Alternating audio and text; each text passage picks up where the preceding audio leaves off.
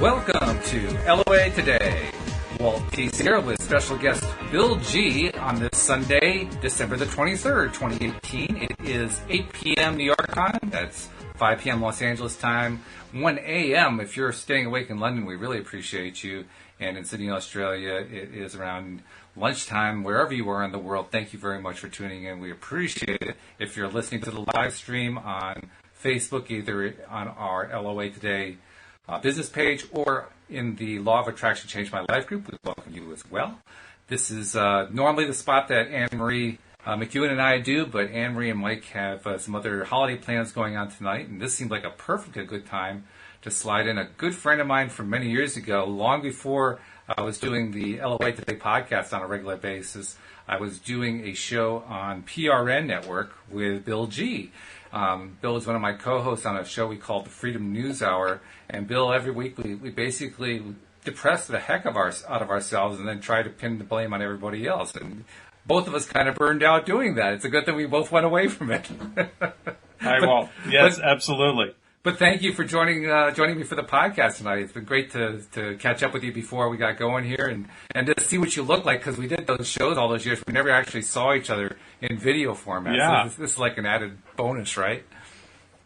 Absolutely. I was thinking back about those years that, we were doing the other podcasts, and I was thinking to myself, what show can I think of that had, that really, that changed my life and really, put a positive impact on my life. And I couldn't think of a gosh darn show that we did that really made me feel really, really good. But then I've been a regular listener to LOA Today for about 3 months now, and I'm absolutely loving the Neville Goddard stuff that you've been doing with Cindy Chavez. Right. Joel Elstein has just been absolutely great. I love your co-host, and I love the show. And it does such a great, gives a great feeling inside every time I listen to the show. I am very grateful for it. I tell all my clients too to listen to the show if they just they're feeling kind of down or whatever. It's just, this is the show to listen to. Well, thank you. That's great. Yeah, and I'm glad that you didn't strip your gears trying to find a good show that made us feel that when we're doing Freedom News Hour, because there weren't any. They were all depressing, right. Every single one of them. Right. That's one of the reasons I decided to do the Daily Dose of Happy. I wanted to be on the other side of the line because it wasn't any fun on the negative side, that's for sure. So, interestingly enough, we both, after we went separate ways, because I remember you had a career shift going on, and I was kind of transitioning anyway with the show, and we went separate ways, and then we reconnected, about 6 months ago, and finally we went to the same direction. We both went down the spiritual path. Right. How strange is that? Because what we were on before was news and politics and all this other stuff, completely unrelated to this stuff. Well, I was a total news addict for a while. And I moved to Kentucky and worked for a nonprofit working for that got through Head Start in the government. Oh, right. Mm-hmm. And that was a kind of depressing job.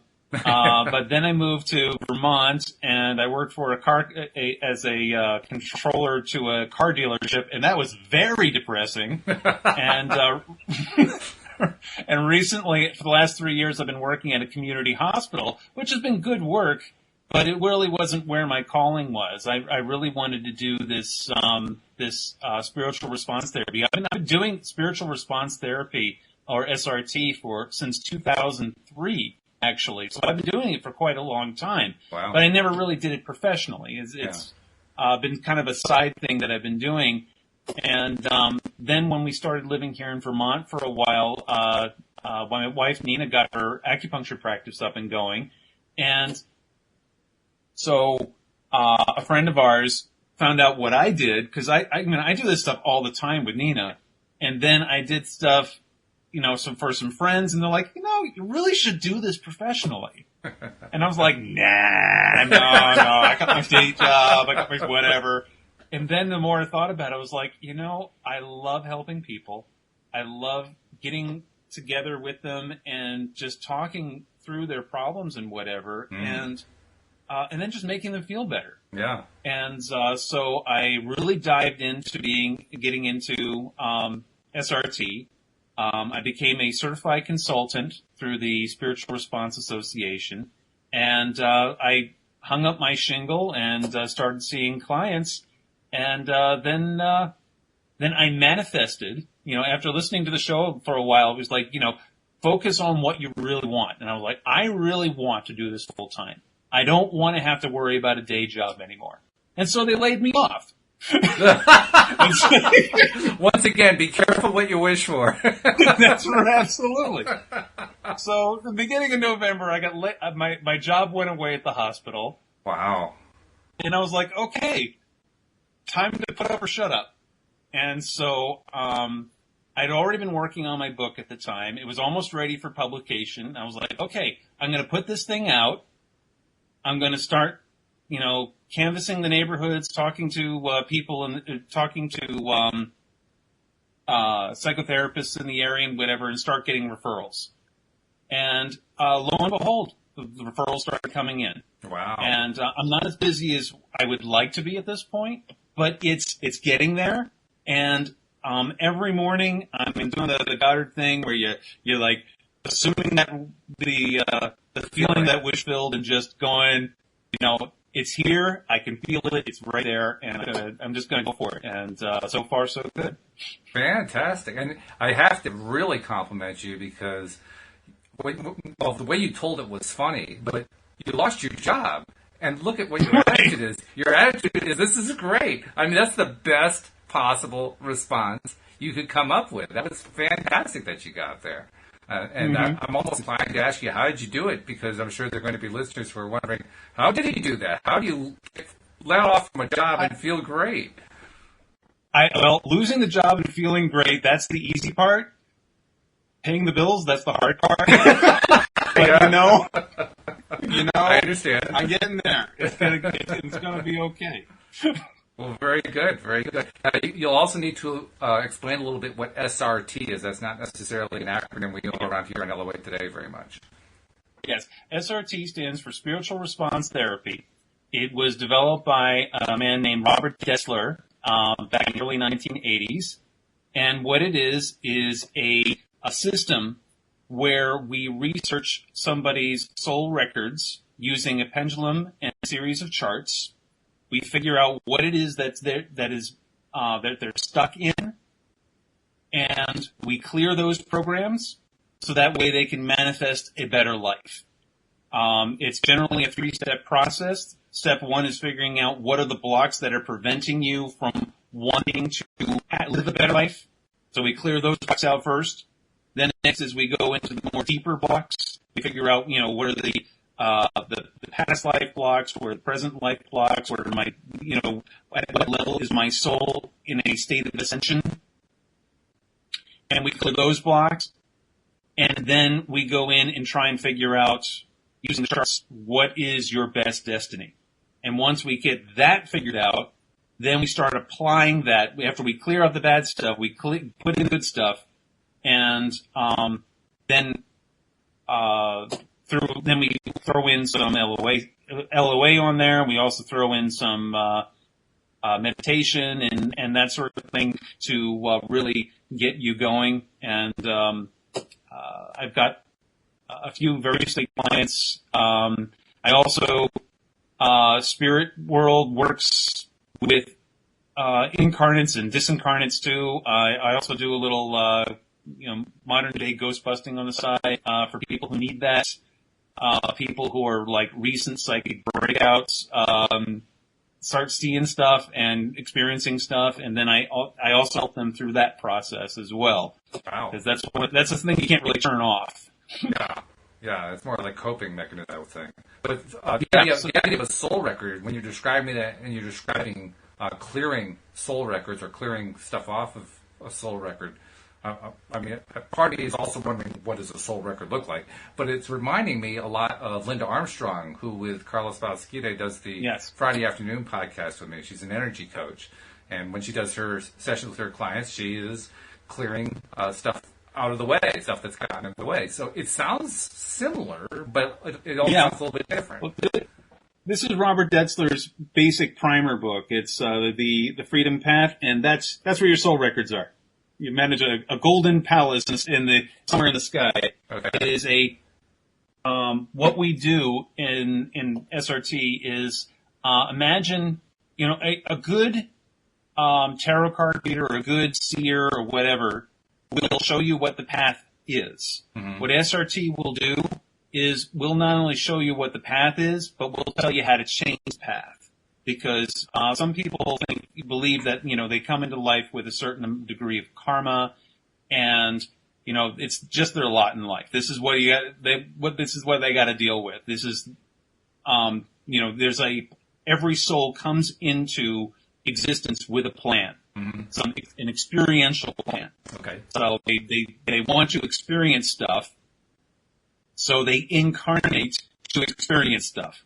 Now, some is that similar? Is that similar to what is sometimes called a soul contract?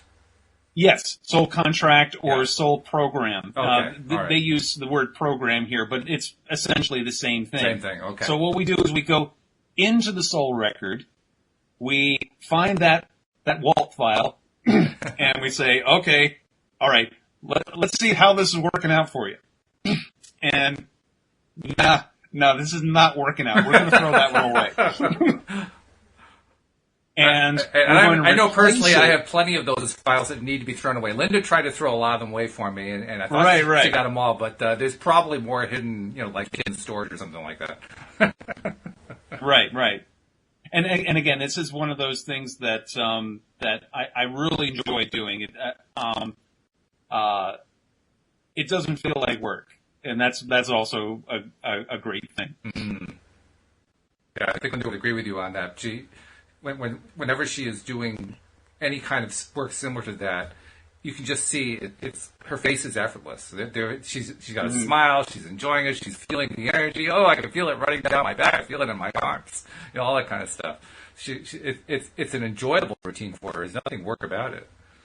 Mm-hmm. Is that the same thing? We use the pendulum with work. Okay. And we have the series of charts written by Robert, and like I said, when somebody comes to me with a question, I go in and I check the charts. I usually go to about 2 or 3 of them, and then we come up. Then a pattern emerges, and then we figure out what that pattern is, like a story. And then when we figure out what the story is, then we clear it, and then we can change that story to a more positive story. And I also have a question. One question from one of our listeners who's listening to the live stream. Deidre, she's one of our regulars. She's asking, are soul records and Akashic records the same thing? Same thing. They are the same. Same thing. I use that word with people who understand what Akashic records are, but I use soul records for a general audience. Okay, all right. So thanks for clarifying that. And then you've written your own book about this. Conscious conduits. And what you used a term there that I had not really heard before. It's about ascension. What exactly are we talking about? Ascension, it's rather interesting. We're going into a period in human history where we're becoming more ascended. Our souls are becoming more aware of the spirit world, and we're becoming more aware of what it is to attract positive energy into our lives. Mm-hmm. A lot of us are starting to shed some of these old programs, and that's what ascension-based really actually is on a very bare bones level. How Robert describes it is that we are all originally part of Source, and we descended when we were part of the we descended from the all light, all love, all the time channel. Uh-huh. So that way we can become physical entities, and when we become physical entities, then we learn about this thing called duality. And with duality, there's good, bad, whatever, all the stuff that all the heavy stuff that's life. So what Abraham calls contrast, basically. Right. Mm-hmm. And we do this so that we can gain the experience we need in order to bring that knowledge of what is light and love all the time back to Source. Because Source doesn't understand light and love all the time without the contrasts And so that's what physical existence is all about. It's about developing that contrast. Mm-hmm. Okay. But we're now reaching a portion in our history now where more and more people are becoming ascended. Their souls are becoming more ascended. And so the book is written to people who are either curious, self-taught, or recent initiates into spiritual response therapy. And the first part of the book goes into, and I've got the book right here. Oops, there we go. There it That's is. the book right there. And the first part of the book goes into simple tips and tricks that you can do to build a deeper connection with spirit. And then the second part of the book is about how to then take that ascension consciousness and turn it into a business. And that way you can start spreading the word. And then the third part of the book is how to deal with clients. Because, clients come to you from all sorts of places. I mean, it'd be great if all my clients were like perfectly happy people who are already manifesting and whatever, then I'd be out of a job because pretty much they're already doing it. So my job as the spiritual counselor is to help guide their souls into that ascension process. So is ascension basically, in Abraham terms, the raising of vibration? Yes, exactly. Okay. Exactly. A lot of what Abraham says is right in line with what Robert said in his books. Okay. And Robert basically, he's providing like an entrepreneurship manual for people who want to leverage spirituality. In a sense, Robert himself was not really. He's more of a philosopher. Uh-huh. He actually passed away in 2013. But there's still a organization, the Spiritual Response Association, mm-hmm. that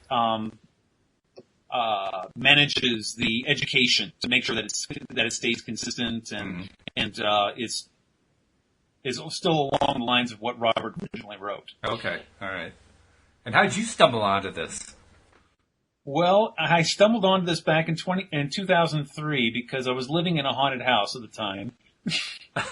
And I kid you not, I was living in a haunted house. It was not a fun experience. Because Nina is clairvoyant, so she actually saw them all the time. Oh my! Disincarnates coming into the house all the time, and so we got the South Jersey ghost researchers to come in. We got some psychics to come in, and somebody recommended that we contact this person who does SRT to get the house clean. And so we called her up, and she did a really great job. And then she said, "You realize, though, your house is on the convergence of two ley lines." And ley lines are these energy conduits that surround the planet. They a lot of them go between holy sites and that sort of thing. And disincarnate spirits like to travel along those. And so if you live in a house that's on a convergence on a where they meet, it's Grand Central Station. So they're always showing up. Your house constantly needs to be cleared. And so I was like, well, I don't have the kind of money to constantly bring in this person every single week. So I'm just going to learn it. Mm-hmm. So I learned how to do it. And so I kept the house clean. It took about 6 months of constant clearing to get the house to the point where we weren't seeing stuff all the time. And then I but the clearing of disincarnates, that's secondary. I mean, that is just an added benefit of the entire system, because the system is really designed to help living souls to adapt to being ascended spirits, essentially. Which raises an interesting question, because my understanding of this spirit, this physical, non-physical world, is that all of us physical beings have a whole bunch of non-physical beings around us anyway, called angels or spirit guides or a whole bunch of other names, and who knows what they all are. Right. And that is normal. That's actually, by design, this is kind of like our support system that's there. So the question in my mind is, what's the difference between seeing, say, non-physical beings that are not part of our spirit group and those that are part of our spirit group? Why is one something that needs to be cleared and the other one doesn't? There are differences. There are just like you got high vibration and low vibration people, you also have high vibration and low vibration disincarnates. Low vibration. Yeah. Well, I mean, and you think about it. Say you got a person who is generally an unhappy person, and they think they have no sense of spirituality. They're not connected to source. They're operating at a low vibration, and they die. And now their spirit thinks one of two things. Either they think they're going straight to hell, or they think that they only had one shot and they blew it, and now they're lost. And that's what we call a separates, because we call them a separate because they are separated from source. And they lack the internal energy to move on to their next lifetime or wherever they need to be going next. And so they show up. These are the people, for people who can see them, these are the, I have one client who sees this, she calls him Farmer Bill. Farmer Bill walks up and down the street every day, looks like he's heading off to work someplace. And he's, wearing these old-timey clothes and whatever. She's the only one who can see him, so she knows he's a ghost or whatever. That's a separate. That is somebody who is stuck in their loop, where they died or whatever. This happens a lot also with people who died violently, either by suicide or murder or from an accident, where they felt like they weren't ready. And so their soul is at a low vibration point when they die. And so what I do is I raise their vibration. I figure out what the dealio is, what is their, why they're finding themselves unable to move on. I give the energy. I go through my charts and communicate through the charts because I don't hear them or anything like that. I'm not one of those psychics that oh yeah, I see a ghost standing next to you. I'm not one of those people. I let the charts. I let the charts do the speaking for me. Okay. And then once I figure that out, then I say, okay, you're free to go now. I do a clearing action with the pendulum, and then they go away. And usually, my clients never see me after that because they've been cleared. Now, do you know? You describe how you're helping to raise their vibration. Do you know if that sticks? In other words, it does. Well, it generally does stick because when we are physical beings, we have this annoying thing called free will, and free will allows us to accept high vibration or reject it. When you're a disincarnate being, they're kind of outside of time, and so their free will is a lot more limited. And so when you're giving them the light and love energies for them to move on, because time works differently for them, we're in this physical space. We have this annoying thing called time. When you're in a non-physical space, it's a little more wibbly wobbly. A technical term for us, wibbly wobbly. Okay. It's my doctor. It's my Doctor Whoism. Okay. Wibbly wobbly, timey wimey. Got it. But then I'm by raising their vibration, then they're able to move on. I guess the question in my mind is there's a whole lot more beings on the non-physical side than there are on the physical side. Why aren't some of them helping to clear it? Well, it's interesting. Robert had some thoughts about this. Of all the souls that were created from Source, only about 1/3 of them decided to become physical beings. The other 2/3, and when you're talking about numbers here, we're talking not only about all human beings, we're also talking about all animals, rocks, trees. Everything's got a soul. Everything's got a vibration to it. Now we're also talking about multi-dimensions. We're talking other galaxies, other planets, and so on and so forth. And you think of that multitude of beings and double it. And that's the number of spirit beings that never incarnated. Okay. And a lot of them are a lot of them are your helpers. A lot of people report seeing orbs and that stuff. Nothing wrong with orbs. They are usually helper spirits coming in, giving you a hand or whatever. The ones that I have to deal with when I'm working with clients, those are your low vibration ones. Those are the ones that are throwing things off of walls. Those are the ones that are, making noise in the middle of the night, keeping you up all night. Those are the ones that need work. So these were never actually incarnated either as humans or any other kind of being. Well, actually, the separates and those types of beings, yes, they were incarnated. But the ones that are, some of them, the auras, some of the masters, the guides, your helper spirits, a lot of angels never incarnated. Okay. Angels were never incarnated. They've always been part of that. What do you call the cherubim, whatever. They're part of the chorus. The chorus, right? We're now in a chorus line. Okay. Yeah. So I still have to work with this concept for a minute because I am confused. So let's go back to one of these people who are in the stuck mode. You described it as like a suicide or a murder victim or something like that, and they never got out of their stuck mode, and their stuck mode is a low vibration mode. Before that event occurred, whatever the traumatic event was, they had all of these beings around them who were high vibration beings. What happened? Yeah, but they couldn't see them. Well, I know they couldn't see them, but they eventually died. They eventually passed died into non-physical. When you're in a low vibration space, when you're personally in a low vibration space, you can't perceive of your helper spirits. Okay. It's like you've turned off the light. Yeah, I get that. And they can't help you. You can't see them. A lot of people report they guardian angels. In fact, I had this one gentleman who was telling me at a talk I did last week when he was working the scaffolding at a concert venue he was doing. He fell off the scaffolding and almost plummeted to his death. And halfway down, he felt a push. Wow. That pushed him gently onto the stage. Wow.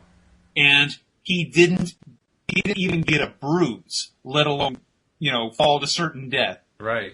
And, and he asked me, what was that? And right. So I did it, and I was like, yeah, that was a guardian angel. And your guardian angel came in and said, not your time. And they saved you. Now, he was already operating at a very high vibration. He was a very happy guy. He had a lot of things going well in his life. He had a good relationship. He had, he was very happy in his life. Mm-hmm. And so he had a lot of high vibration already attracting to him. And because he had this high vibration already in his life, the guardian angels could be there for him. Okay. Now, somebody with a very low vibration is the guardian angels are still there, and they're still screaming at you. We're here to help you. We're here to help you, but they can't hear because they're in a low vibration. Right. Okay. I get that. So the more depressed you are, the more upset you are, or the more patterns that you in, repeating patterns over and over again, getting bad relationship after bad relationship, and all that stuff. You're in a low vibration, you can't hear them, and so when you can't hear them, you think you're all by yourself, and then, killing yourself becomes an option at that point. Mm-hmm. And no one's going to stop you mm-hmm. because you can't hear them. Even though they're standing right in front of you, they can't stop you because you can't hear them. Right, I get that. And so once you cross over, after that happens, you still can't see them. Right. You still think that you're all by yourself. Right. And so you don't have that high vibration then to move on to the next phase. And okay. I understand that. But here's the thing that I'm still confused about.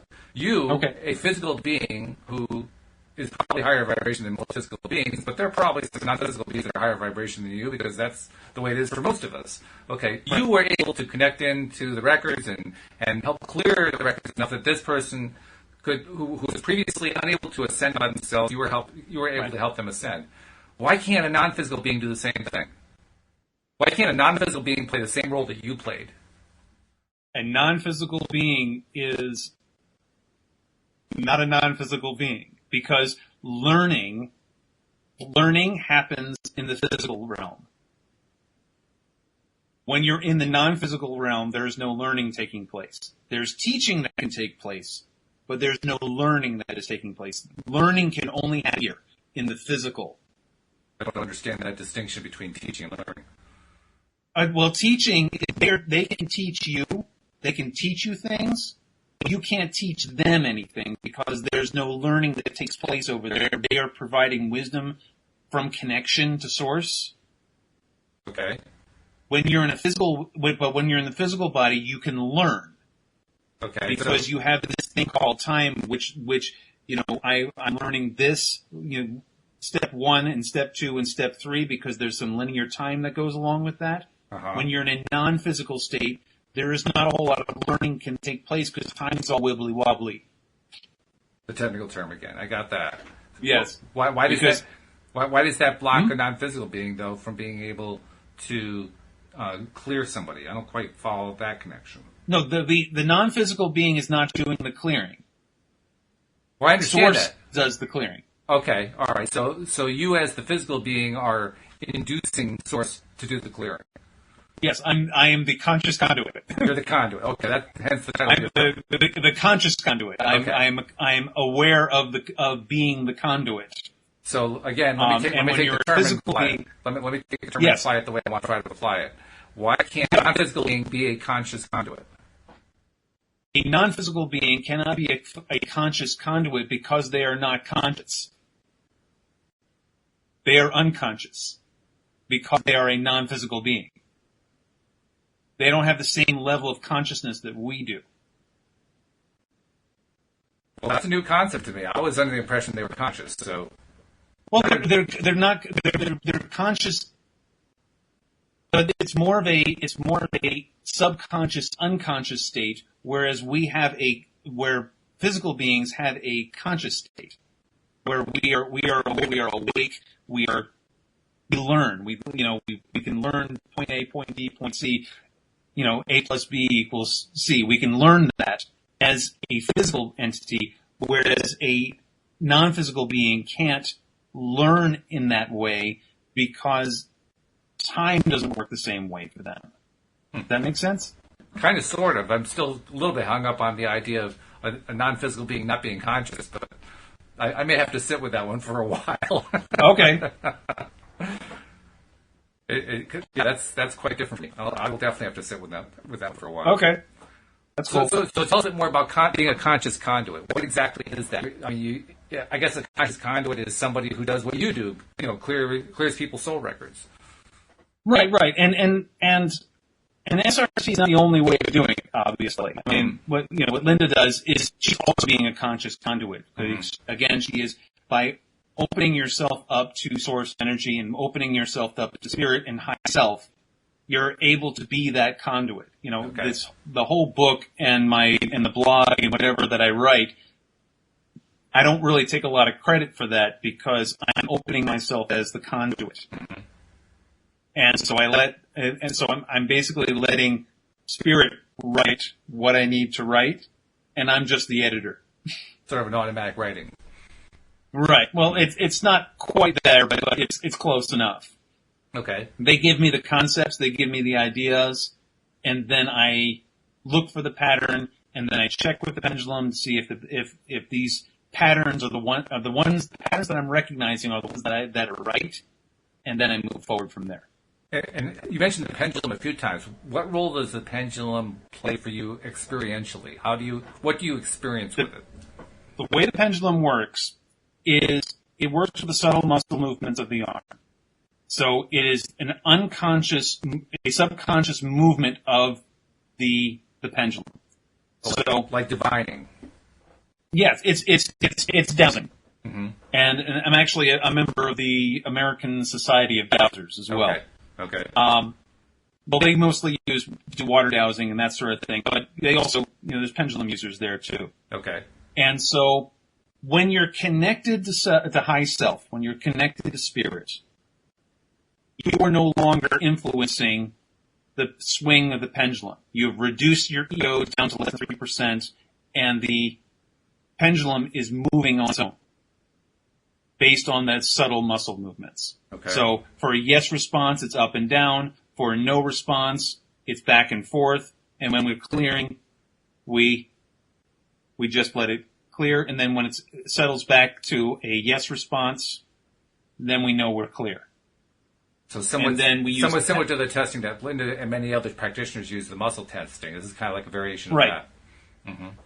Right. I mean, it's the same kind of muscle tensing. I mean, there's another kinesthetic method that where you push with your ring finger and your thumb. Right. And if it sticks, then it's a yes. But if it goes, then it's a no. Okay. And I use that too. If I don't have a pendulum on me, I'll use that method. But I generally carry a pendulum with me wherever I go because I use it for everything.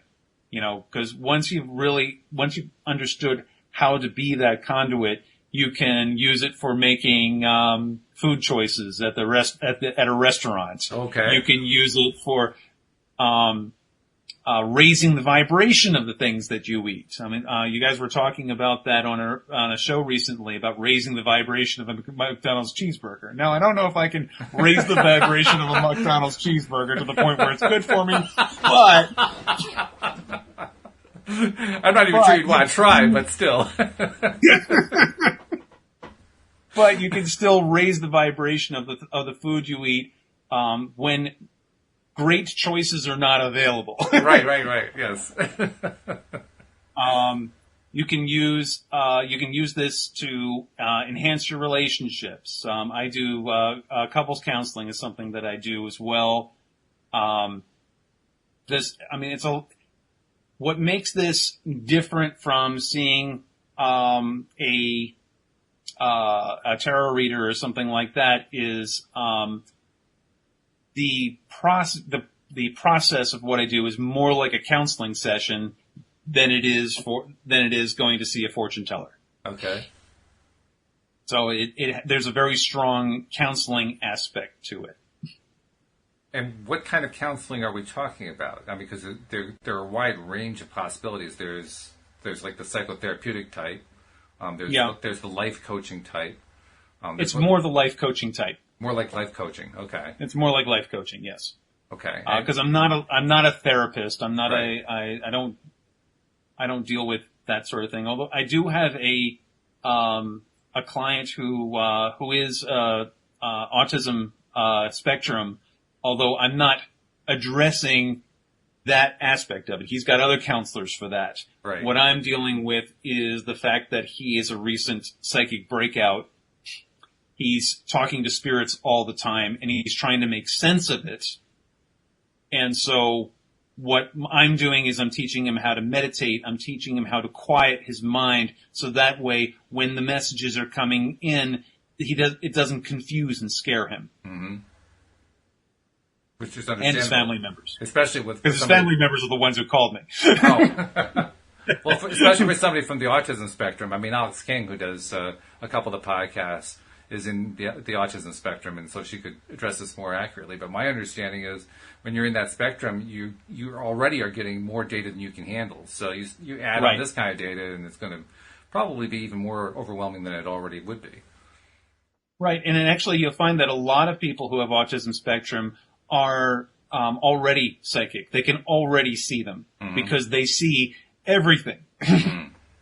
They're seeing details that most of us just ignore, whereas since they're seeing everything coming in at once, it's just one big, imagine having your headphones on and you're blaring 5 different radio stations on at the same time.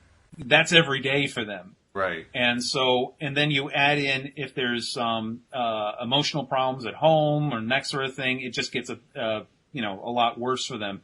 And then on top of that, now you're getting spirits coming in and talking about stuff. And the thing is, it's like a party line.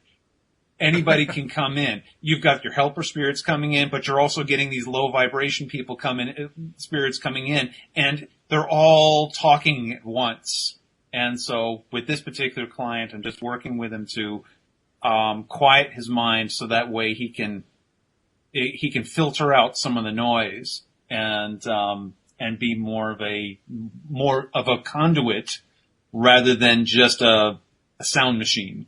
Now you realize you just dated the two of us by calling it a party line, because these days party lines don't even exist. So actually, when I tell them that, he looked at me like I had 5 heads. So I said, no, it's like an internet chat room. There you go. With no filters. With no filters. Yeah, that's good. Which is essentially what a party line was. Right. Oh, that's funny. Yeah. Okay. Part of me is still sitting over there thinking about non-physical beings not being conscious. I'm going to have to work on that one for a while, but I am getting what you're talking about here. It does make some sense to me. So when you sit down and you do a session with somebody who, I mean, how do you decide, first of all, whether they need to have records cleared?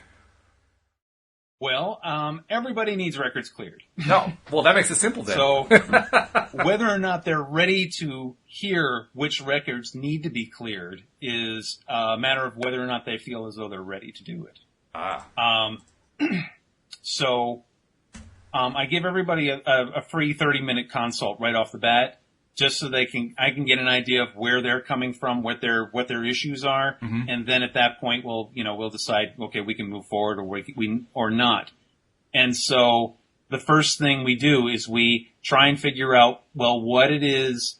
I mean, you're coming to me because, say, you broke up with your boyfriend or girlfriend or whatever, and you can't figure out why I keep attracting alcoholics in my life.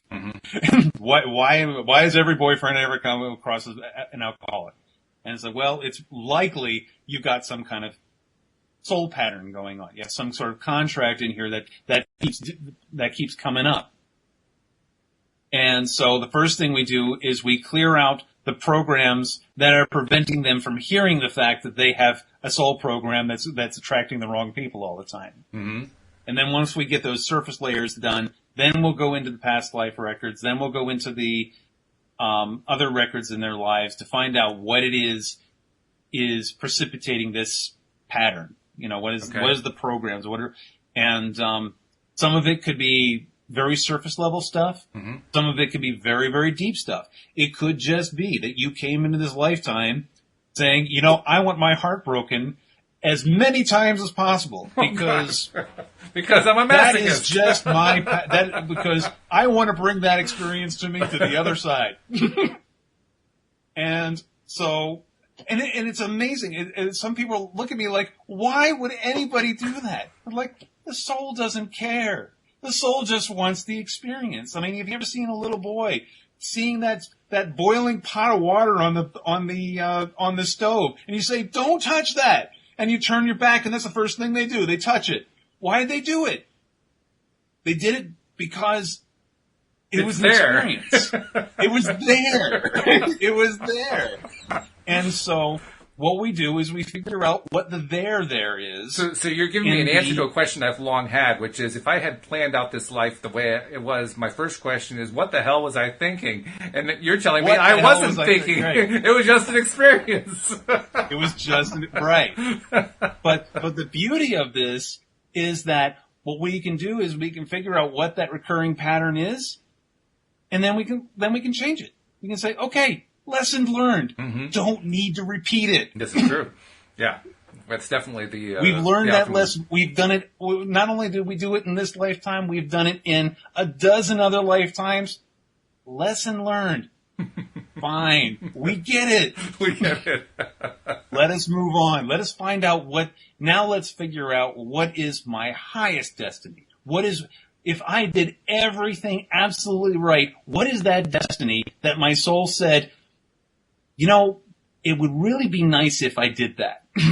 Wouldn't it be nice if, right. You were, I think you've said that too. Wouldn't it be nice if I did that? Right. The Abraham process. And so we clear all of the bad stuff, all the heavy stuff out of the way. Now we can focus on what is the best destiny here? How do we attract that? Okay. I wrote a blog this past week about, New Year's resolutions. Oh, they're great. And why is it that people can't seem to get the New Year's resolutions right? And part of it is that they're coming at it from a perspective of lack. Right. So already they're not doing it right. Absolutely. And the other thing is that we've come into this lifetime, into all of our lifetimes, this incarnational cycle with this pre-program that we're going to be suffering, because only through suffering can we learn stuff. But now that we're moving into this period of ascension, now we can say, okay, we don't need to suffer so much anymore. Mm-hmm. We can now clear those programs. We can now say enough of that and then be able to move on to something better. Okay. I have another question from our listeners, again from Deidre. She says, does a pendulum have to be held by a person to work? For instance, can I hang it from something that does not move at all, like the edge of a table, and have it work? No, not really. You need the thing is, it needs a conduit, and the conduit is the physical being. If you're just going to hang it up, then it's just being influenced by the earth, and I guess it can work in some ways that way, but not for this work. This work, you actually need someone consciously asking the question and then letting high self and spirit answer the question. Okay. And Jeffrey jumped in with on our "Wouldn't it be nice" phrase. He said, "Wouldn't it be nice if we were older? Then we wouldn't have to wait so long." Quoting a song, right? That was a Beach Boys song. And actually, I do have some clients that are not young. I mean, I've got two clients that are in their 80s, and right now they're like, I want to. What is this? How is this going to help me being someone who's at the end of their life? Mm. And I said, it's going to do great things for someone who's at the end of their lives, because even though you've had a whole lifetime of all the crap that you've been going through in your entire life, let's get you ready for the next one. Because there's going to be a next one, because all time exists in a singularity, a single moment. Love it. You've got thousands of lifetimes, because whatever we clear in this lifetime is going to clear all the other lifetimes. And so that when you come here next time, when you come around for your next lifetime, we're going to be clearing a lot of this crap out of the way. And you're going to have a much better time of it. So that also raises another question in my mind. I mean, I'm still stuck, like 20 minutes ago, on the idea that non-physical beings don't have consciousness. But if we take that, they do, but not in the same way. They do have consciousness, but they don't have physical consciousness. And that distinction, whatever that distinction is apparently the reason why they can't do the kind of work that you're doing. And that's the part that I'm thinking about. That's the part that I'm addressing. So it almost seems like it's getting to the point now where we have this need kind of all these physical beings to learn this skill so they can help this huge army of non-physical beings to clear all this stuff that they need cleared out. I mean, am I reading this wrong? Yes, exactly. You hit it right on the nose. This is a pretty massive mission we're talking about here.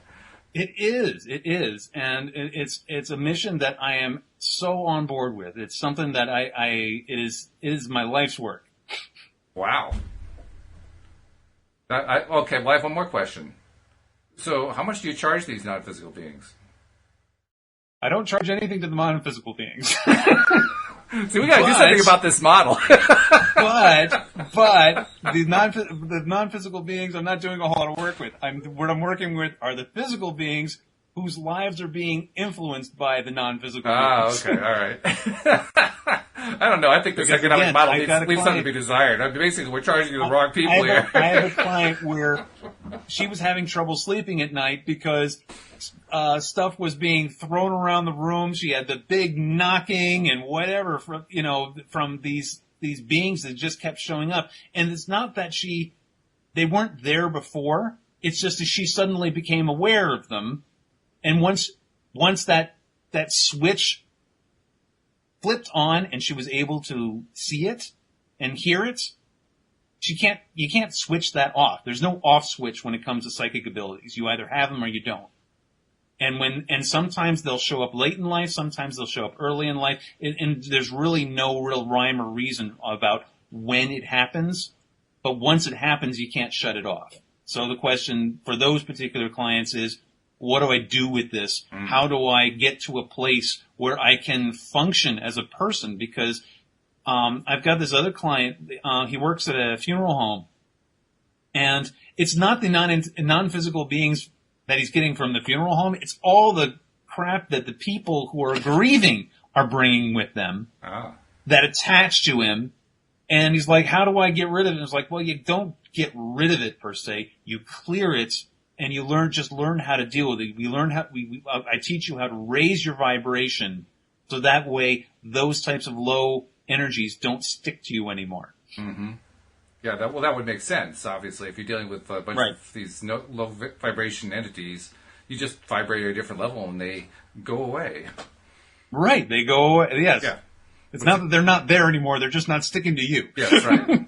It also makes me wonder. I mean, I've asked this question before, and I've been talking with people who are very much into high vibration anyway, so the conversation never went very far. But this time, we're also talking about low vibration entities. So I'm going to ask, what about an entity that's like I'll pick some of the worst ones from history, like a Hitler spirit, a Mussolini spirit, a Genghis Khan spirit that is such a low vibration that it doesn't even move at such a low vibration. Those are also still around, I imagine, I would think. Now, it's funny that you would say that, because sometimes those are high vibration beings. Really? Sometimes they came onto... Were they slumming or something? No. Because sometimes those types of entities come to Earth with a mission to unite a certain people and to raise people's awareness, to get people out of their comfort zones. So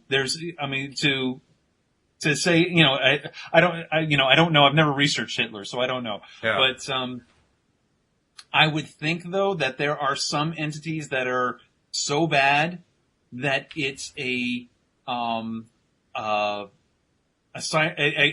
call to action to get people who may have been a little too comfortable to then raise their vibration. They're, comfortable in their own ignorance. And so a low-level being comes along and really shakes things up, so that way more people become more ascended. So it's aversion therapy.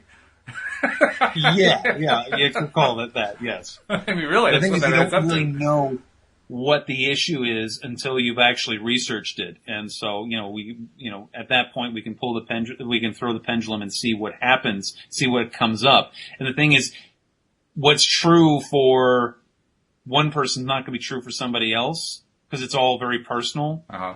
So how somebody interprets something, or how their soul interprets something, is going to be different. So, And then the other thing is, you said when you're checking the record, I can't remember exactly how you expressed it, but you do your dowsing with your pendulum, you're checking the record. It's not like you're looking at a database on a computer screen. So what are you getting? No. What I'm looking at, I'll show you real quick. These are the charts. These are charts by Robert, and we go first to the first chart. And the first chart then tells us which chart to go to. Okay. And then I go to that chart. I write down what quadrant it takes me to in the charts. And then I write down the words there, and I write down the words, and I write down the words. And then, usually 2 to 4 different charts come up for a given question. Mm-hmm. And then we look at the pattern. Because usually there's a pattern where the question guided the high self or spirit to a certain number of charts. Okay. And then a story will emerge. And again, the story just comes to me. Once I'm fully connected, then the story then the blanks get filled in. And then, I tell the story to the client, and usually they're like, oh my God, that's exactly right. And then it's like, okay, well, all right, we figured it out. Let's clear it and replace it with a new pattern that is going to be more life-affirming rather than life-negating. So you're receiving what? I mean, you're translating in some way into this monologue that you're saying to your client. The client says, yes, I get it. That's exactly, you're right, all that kind of thing. But what are you getting? I mean, Esther Hicks describes what she receives as blocks of thought that she translates into English. What are you getting? Similar. It's similar. It is like blocks of thought. Yeah. I don't get big, I don't get rainbows and unicorns and that kind of stuff. I don't get these big visual. It doesn't come to me visually, but I'm essentially a storyteller. That's really how I approach this. Mm-hmm. So it comes to me in the form of a story. Okay. With characters and drama and that sort of thing. So you're not actually having to construct the story. You're basically just relaying it. No, I'm just relaying the story. Yes. Okay. All right. So you're not experiencing it as a visual. Are you experiencing it as words? As blocks of thought that translate into words. Yes. Okay. Do you find yourself consciously doing the translation, or is it just kind of flows there? It just goes there. It just goes there. Okay. So how was that the first time you experienced that? That had to be a little bit weird.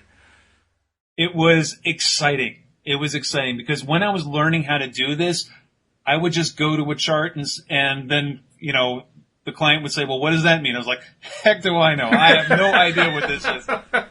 We're just going to clear it. Let's just clear that out. But eventually what happened was, as the more I did it, the more of a conduit I became, and then the more I was able to,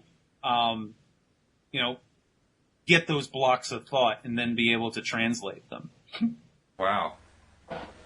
Okay. Now, I know I'm going to go back to the Abraham Hicks example because that's the one that I've heard the most detail about in terms of what the people involved experienced. Right. And what Jester, that's a combination. Jerry and Esther. What Jerry and Esther experienced was Esther experienced it in terms of how she felt. She felt this really, really calm, really, what we would call high vibration, really good feeling space that just was very comfortable and so forth. The way Jerry experienced it was he all of a sudden had somebody he could talk to who could answer all these questions that had built up over the years, right? So two entirely different experiences within this one couple, right? And Abraham has often described how they were the perfect couple because of that. One could be the receiver, the other one could be asking the questions and so forth. What was your experience in a way that is kind of similar to that? How can you relate what it was like from your perspective? Well, the charts are my Esther, and I'm the Jerry. You're the Jerry, okay. Where I'm asking the questions, and it's providing me the answers, but it's providing it in a lot of ways a pretty cryptic way because the charts were written by Robert, and some of the quadrants are quite cryptic. Sometimes they're only one word, like accepting or imaging, or the intention is growth. And so you combine that with a couple of other charts and the question, and now you've got a story. Now you can combine those phrases into a story. Another way you can do this is by letting the pendulum pick. Sometimes a client will come to me and like, all right, I'm all out of questions. And it's like, well, we'll call this pendulum choice. And so with pendulum choice, we'll pick up 3 or 4 of them. And it turned out to be that was a burning question in their mind that they just didn't feel comfortable asking. Mm-hmm. Sure. But then it came up anyway because Spirit picked the most important thing to go to. So as you're relating the story, and I emphasize the word relating, you're relaying as you relate. As you're relating the story, do you feel like you're making the story up? Do you feel like it's just kind of coming to you out of thin air? I'm trying to understand what your experience of it is. My experience is I don't feel like I'm making it up. Sometimes I get stuff and I'm like, that cannot be right. That is the dumbest story ever. And then I relate, I was like, I have no idea what this is talking about, but this is what came up. And they're like, oh my God. And I'm like, okay. Okay.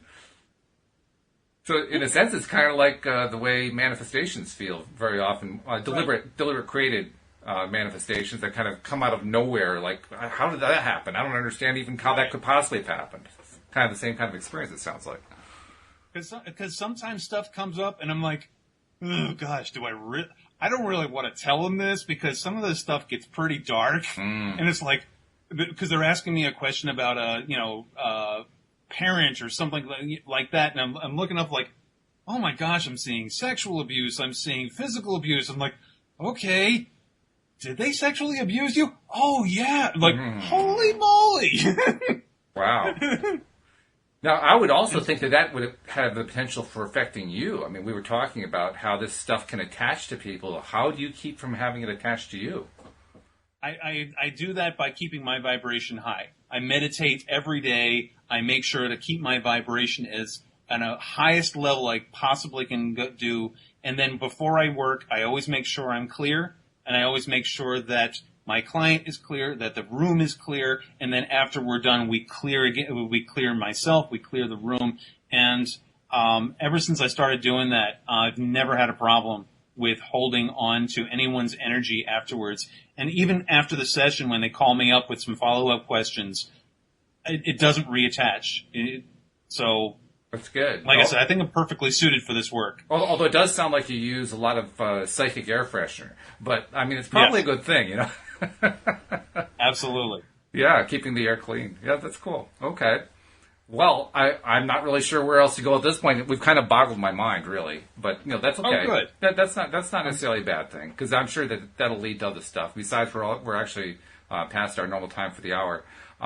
Before we go, though, I want you to tell people how to find your book and how to find your practice, and I will also include links in the podcast version, the recorded version, so that people can click through. But how do they find you? Well, the book is available on Amazon. It's published through Balboa Press, which is a division of Hay House. So you can get it on Amazon. You can get it in Barnes and Nobles. My website is ninagee.com. That's NINAGEE.com. You can reach me directly at bill@ninagee.com. And the business that my wife and I run together is called Vital Bioenergetics. We're also on Facebook, Instagram. So we're all over the place. Sounds good. Well, you've got quite an operation started there, and even though you kind of got booted into it because you asked for it, I asked for it. You did. I manifested it. You did. Not quite necessarily the way you had in mind, but there you are. You're doing it. Well, the universe works in mysterious ways, and actually, it works exactly the way you want it to. Because I did not have the bravery. I was not brave enough to do it on my own. Right. I had to get the universe to kick me in the butt on this one. So I'm so glad it did. Well, that's good. I'm glad to hear that. Hey, Bill, it's been great reconnecting with you after, I was trying to figure out how many years. It's been like 5, 6, 7 years or something like that since we last did that. Actually, it's like it's about 8 years, actually. Is it 8 years? Yeah. Is that how long it is? Wow. Yeah, it's been a while. But it's great to reconnect after all this time and to find that we're talking in relatively the same field. That was really a mind blower for me. But it is. You know, once again, it's also the way manifestation works. And I wish you continue good fortune too. I gave you a shout out in the book too. You did? Oh my God! Well, now I'm honored. Thank you very much. I appreciate that. But it's been great, and I hope we'll continue to stay in touch. We'll have to have you back sometime as a guest host or something. Absolutely, would love it. That'd be great. Having a blast. Yeah, excellent. And keep us up to date with what's going on with your practice, with your newly established practice. Yeah. Yeah. So, good enough. All right. Well, on behalf of my listeners, thank you for tuning in, listeners. We hope that you'll join us as well next time here on LOA Today. Goodbye, everybody.